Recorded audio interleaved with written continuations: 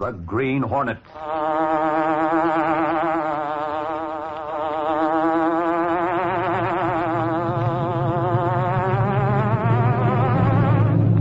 He hunts the biggest of all game, public enemies who try to destroy our America.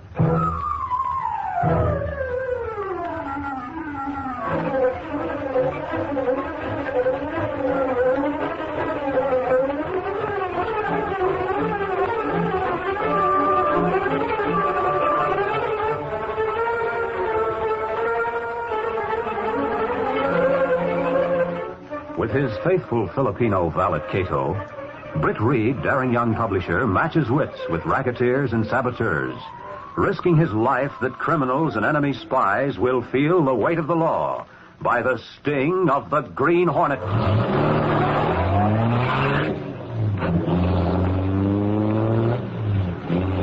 Ride with Britt Reid in the thrilling adventure, Circumstances Alter Cases. The Green Hornet strikes again.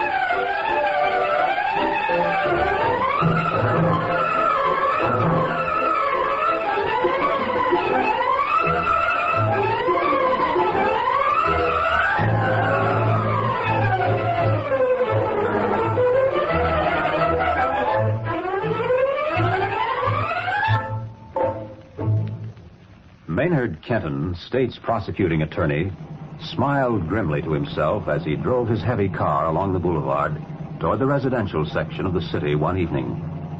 It gave him a feeling of great satisfaction to know that at last he'd succeeded in obtaining definite evidence against the notorious Chuck Lewis and his gang. Evidence in the form of a written confession signed by one of the weaker members of the Lewis gang who'd been picked up on a minor charge the night before.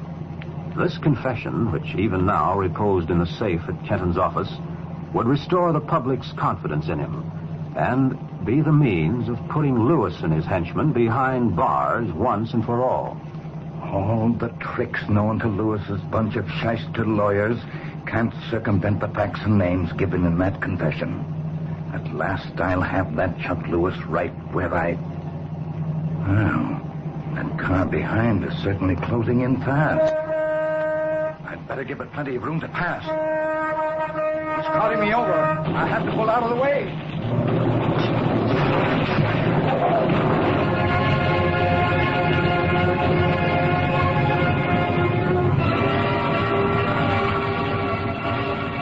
Later that evening, in his apartment on Lake Street, Chuck Lewis, big-time racketeer, was talking to Mopey, one of his gunmen. You guys are getting in my hair the way you're messing up everything I've sent you out to do lately. How come you didn't make sure that Ken was done for? We done our best, Chuck, honest. We give him the works just like you told us to. But that Cluck must have a rabbit's foot or something. Even if the machine gun slugs did miss you. You should have seen that car his crash. Looked like nobody could live through that. Yeah? Well, according to the paper there, he got through it with nothing but minor cuts and bruises. Why didn't you stop and make sure he was out for good? Well, there was other cars coming, Chuck. We couldn't take the chance.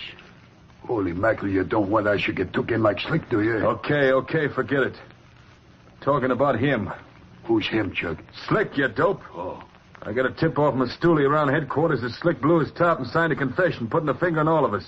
Slick done that? Well, what do you know? Yeah, that's why I wanted to get Kenton. Him out of the way our mouthpiece could beat the rap force in case we didn't get that confession from Kenton's safe. Hey, you gotta do something, Chuck. Maybe we better take it on the lam while we can. Now, look, Chuck Lewis don't run from nobody, see? I got plenty of dough and plenty of fight in me. It's My hard luck to tie up with a bunch of lousy dopes like you and Slick and all. Hey, look, Chuck, if I thought you was insinuating that I'm a no good or something, I might get sore. And when I get sore, I ain't responsible. Stow that stuff. We gotta think things out. Yeah. What are we going to do? My mouthpiece went down with a writ of habeas corpus to spring Slick out of the coop. It's your job to see you don't talk no more, see? You mean I should bump him off? What do you think? It'd be a pleasure. All right, get going. This time do a good job. Lay for him when he comes out. And be sure not to hit the shyster who's springing him. We may need that guy if we get took to court. Now get going.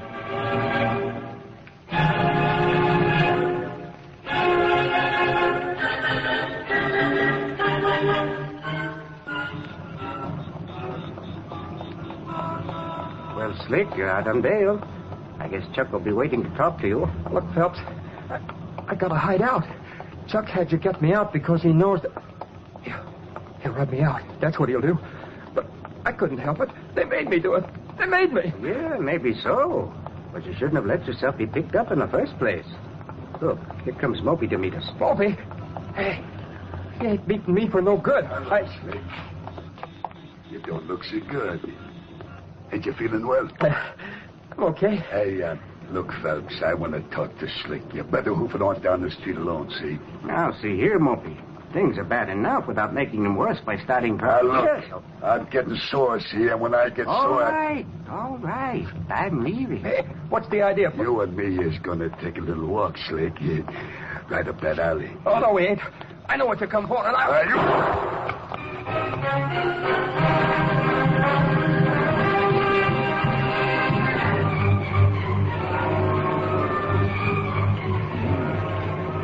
Following morning, Britt Reid, young socialite and publisher of the Daily Sentinel, was in the city room talking to Gunnigan, the city editor.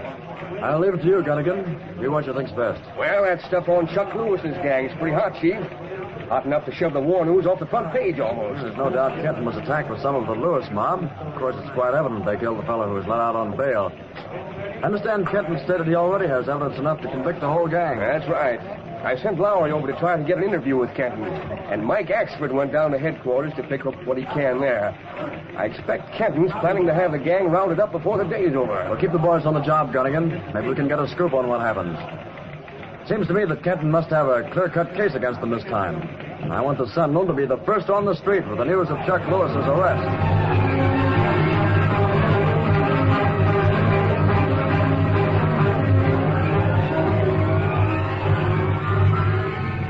That afternoon, in a large and luxurious gambling house on the west side, the manager approached his private office where the unknown owner of the establishment was waiting. Hello, boss.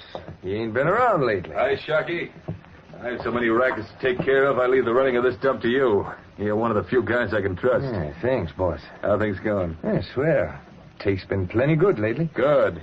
Something tells me I'm going to need a lot of dough to get out of the mess Slick put us all in. He won't open that yap of his anymore, you can bet on that. Yeah, I heard about him. Yeah, the punk got what he deserved. Want to have a look around the joint? Well, I might as well. Let's go.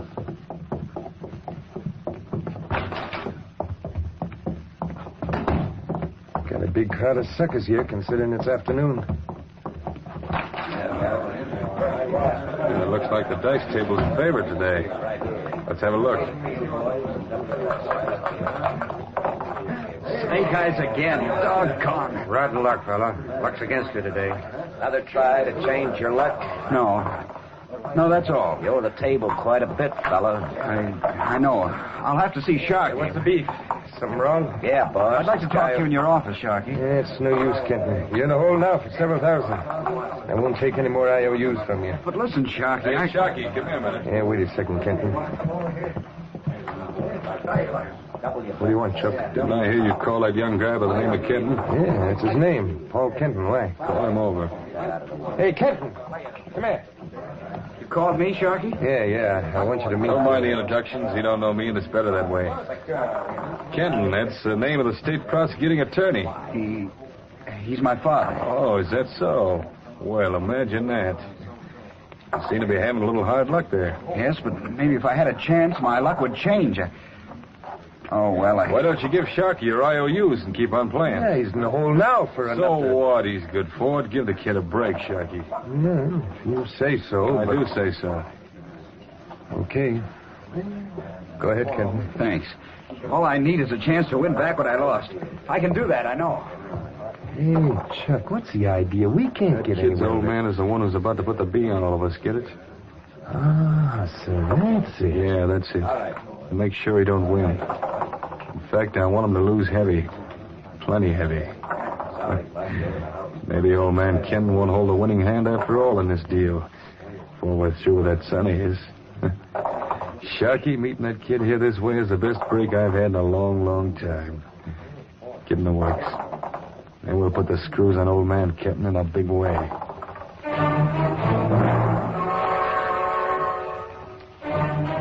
Following morning, Britt Reid, publisher of the Daily Sentinel, was in his office talking to Lowry and Axford, two of his reporters.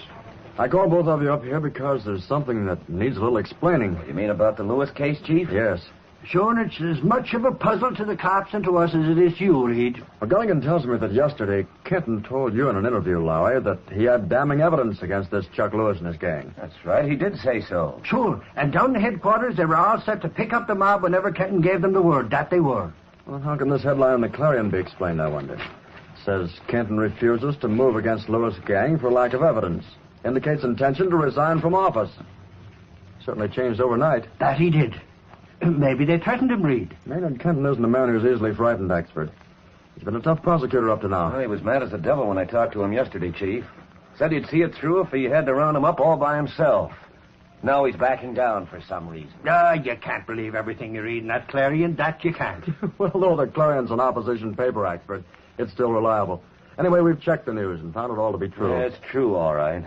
Gunnigan sent me over to Kenton's office this morning, and they verified it. Yes, and as you said a moment ago, he changed his mind for some reason, Lowry. If there is such a reason, it would be a scoop for the Sentinel to find it out. And to my way of thinking, it must be a very strong reason to change Kenton's mind and force his resignation. Yes, there must be some way to discover just why Maynard Kenton has seemingly knuckled under to Chuck Lewis and his gangsters.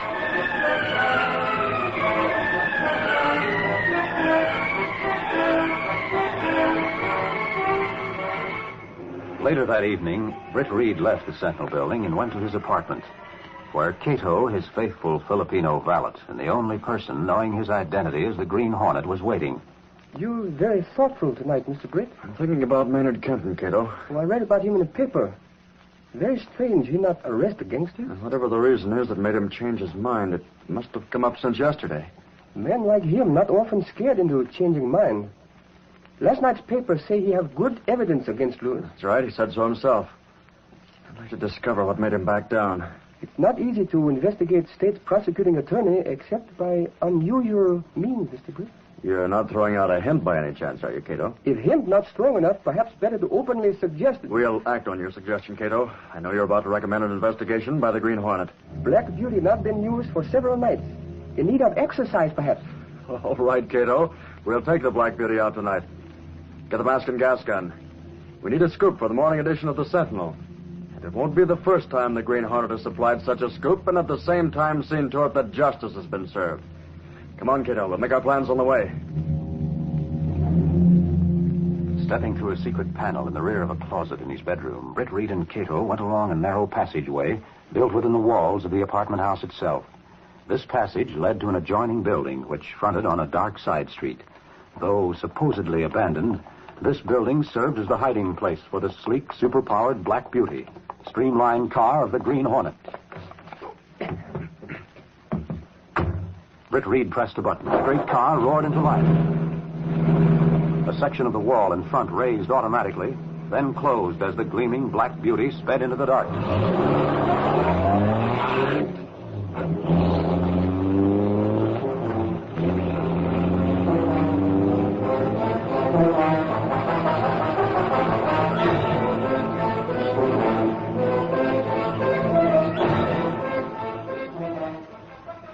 We'll continue our Green Hornet adventure in just a moment.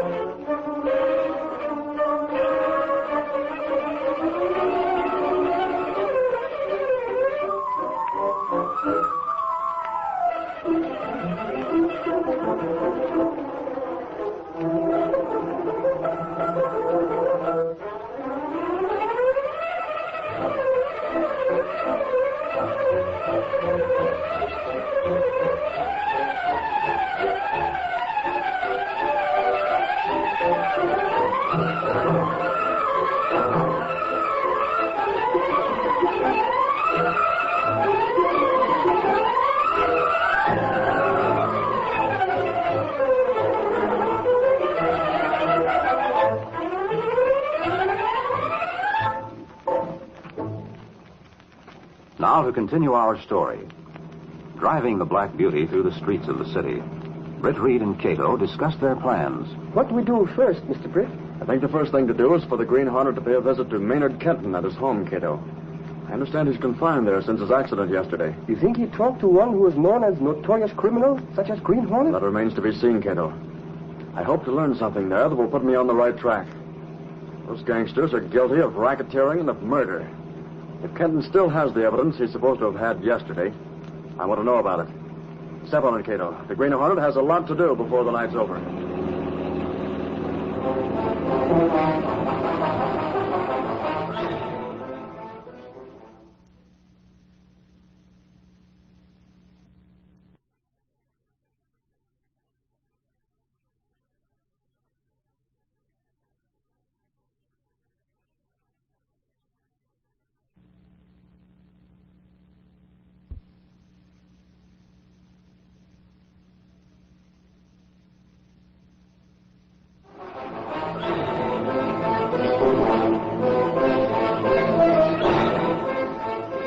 In the meantime, Maynard Kenton rested on the Davenport in the library of his home and was talking to his only son, Paul. The situation has developed into quite a mess, son.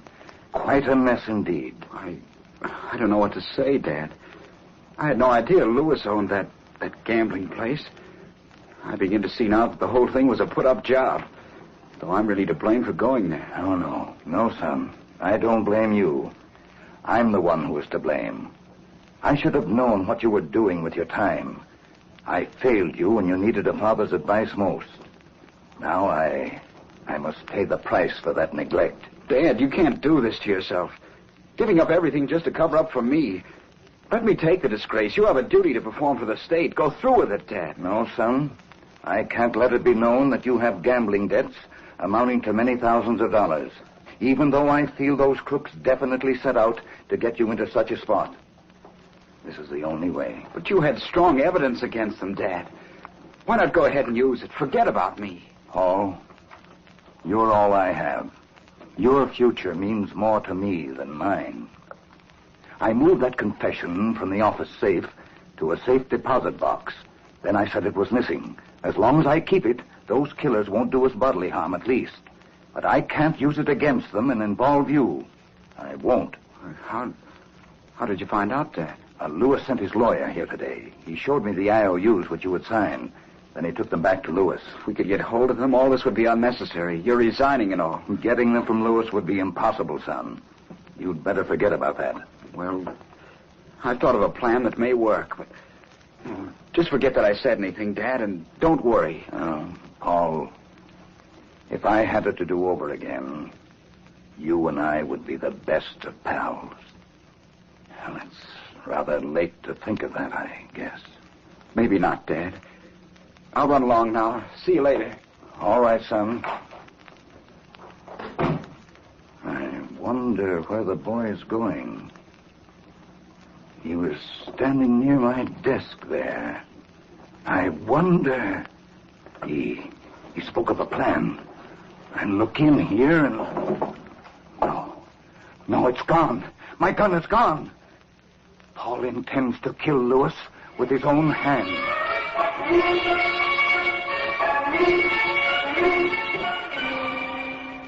As Kenton stood staring in dismay at the desk drawer from which Paul had taken a gun, he failed to notice the figure which moved from behind the window drapes and walked silently across the room toward him. Kenton, I want to talk to you. What? You're the Green Hornet, right? How did you get in here? How long have you been here? I came in through the window. I've been here long enough to hear what you and your son said. Get out. Get out before I call the police. What I overheard, you're in the habit of making deals with criminals, such as the one you made with Lewis. He's made a gambler out of my son. And now Paul's about to become a murderer. What do you mean by that? Paul has taken my gun. He's on his way to hunt down Lewis and kill him. I see. Where's that confession? So, that's why you're here, is it? They sent you so that I can't hold it over their head. Have it your way. I know you put it away. I heard you say so. But we're wasting time. Even now, your son is going into danger. Lewis's gunmen won't give him a chance. They'll kill Paul, but I won't let them. Do you hear? I'll send the police. I'll use that evidence against them if it's the last thing I do, and I won't let you stop me. Found out all I wanted to know. If you're going to phone the police, it's time for me to leave. You want to warn them, but I won't let you. I won't let you.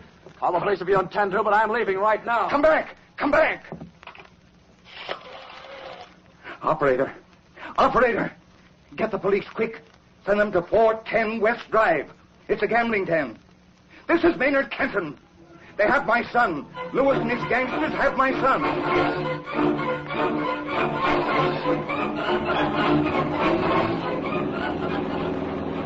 Visit to Kenton do good, Mr. Britt? Plenty, Kato. I found out what I wanted to know. Lewis has a hold of a young Paul Kenton. The father was protecting his son from disgrace. You say he changed mind again? Yes, I made it plain to him that Lewis and his gang would kill his son. That did the trick. He phoned the police. I waited to make sure of that. He told them to go to 410 West Drive. We have to get there in time to save young Kenton. He won't have a chance against Lewis's expert gunman. Step on it, Kato.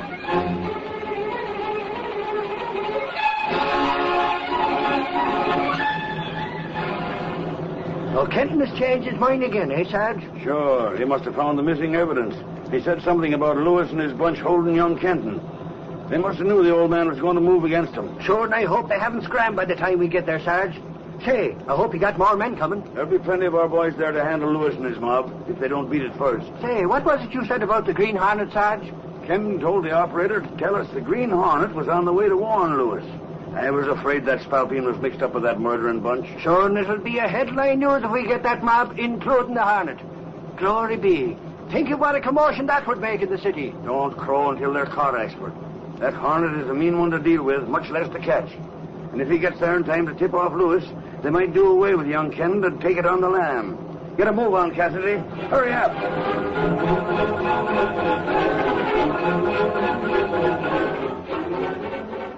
A short time later, Chuck Lewis was sitting at the desk in the office of the gambling house when the door opened. And Sharkey entered, followed by Paul Kenton. Somebody wants to talk to you, Chuck. Maybe you brought all the dough you was here. Young Kenton, huh? Sit down, kid. Take a load off your feet. I can say what I came to say standing up, Lewis. Hey, kiddo, I don't like the tone of your voice. Don't tell me you came here to beef about us telling your old man. Shut up. Leave my father out of this. Hey, the little boy's touchy, Sharky. Seems like he's mad about something.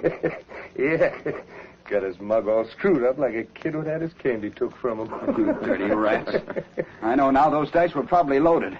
You led me on just to make me run into debt. Well, so he thinks we do such a thing as use crooked dice. Can you imagine that, Sharky?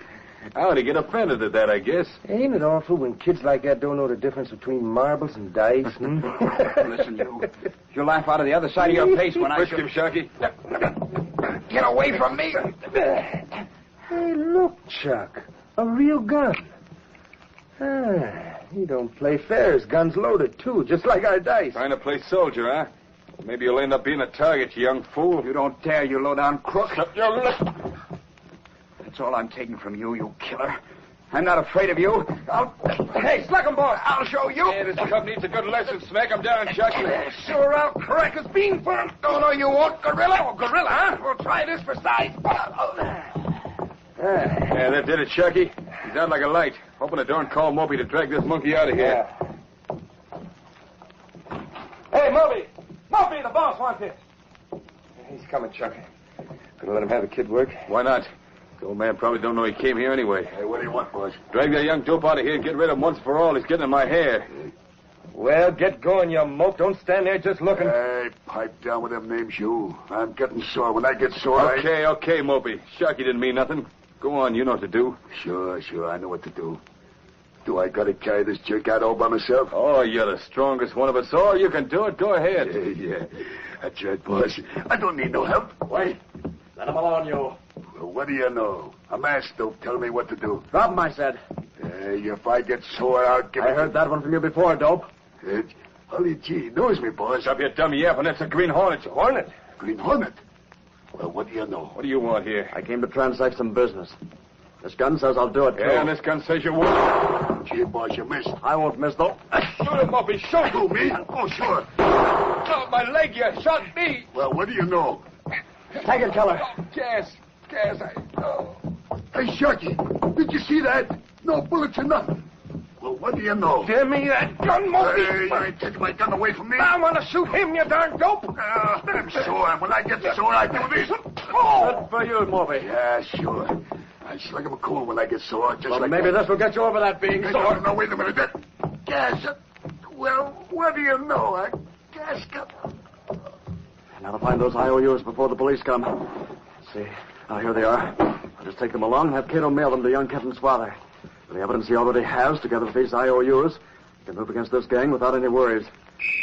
The police are coming now. They can take young Kenton home.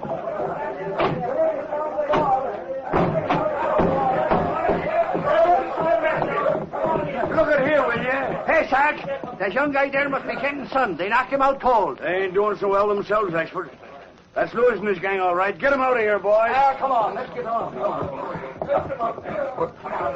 What happened? It's all right, son. We're here to take you back to your dad. He's putting all these crooks behind bars. You mean Dad sent you here? He sure did. He thinks a lot of you, son.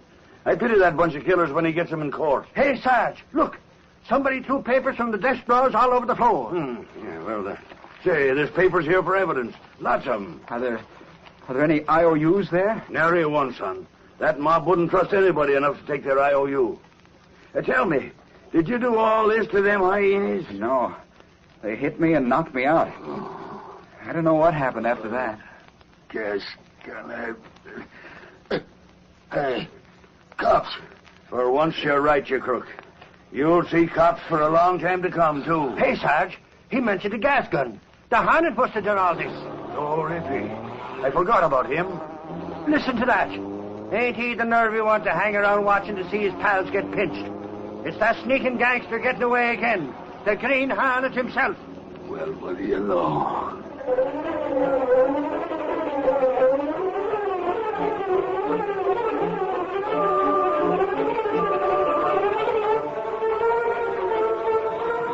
That's the Lexley paper!